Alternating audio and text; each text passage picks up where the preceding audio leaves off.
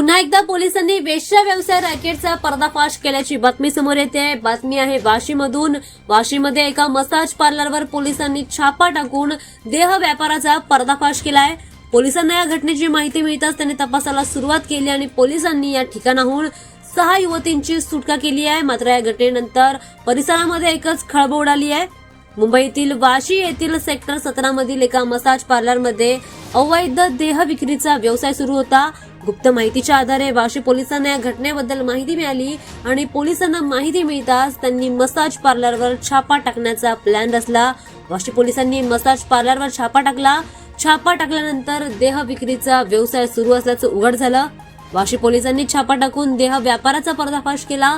पोलिसांनी या ठिकाणाहून 6 युवतींची सुखरूप सुटका केली आहे। तसेच तरुणींना सुरक्षित ठिकाणी देखील आता पाठवलं गेलं आहे। माहितीनुसार या युवतींना जबरदस्तीने देह व्यापाराच्या दलदलीत ढकलण्यात आलं होतं। जबरदस्तीने त्यांना हे काम करण्यामध्ये भाग पाडलं गेलं। या प्रकरणात पार्लरची संचालिका आसिमा रॉबिन घोष हिला आता पोलिसांनी घटनास्थळावरून अटक देखील केली आहे। 34 वर्षांची ही महिला यामध्ये सहभागी होती, तर तिचा साथीदार नूर आलम शेख हा सध्या फरार आहे। पोलीस याचा शोध घेण्यासाठी पोलिसांनी तैनात केले आहेत। पोलिसांनी दिलेल्या माहितीनुसार आरोपी हा मसाज पार्लरच्या नावाखाली तरुणींना बोलावत होता आणि तसेच त्यांच्याकडून जबरदस्तीने देह व्यापार करवून घेत होता। संबंधित मसाज सेंटरला पोलिसांनी सील केलं असून आता पुढील तपास सुरू आहे।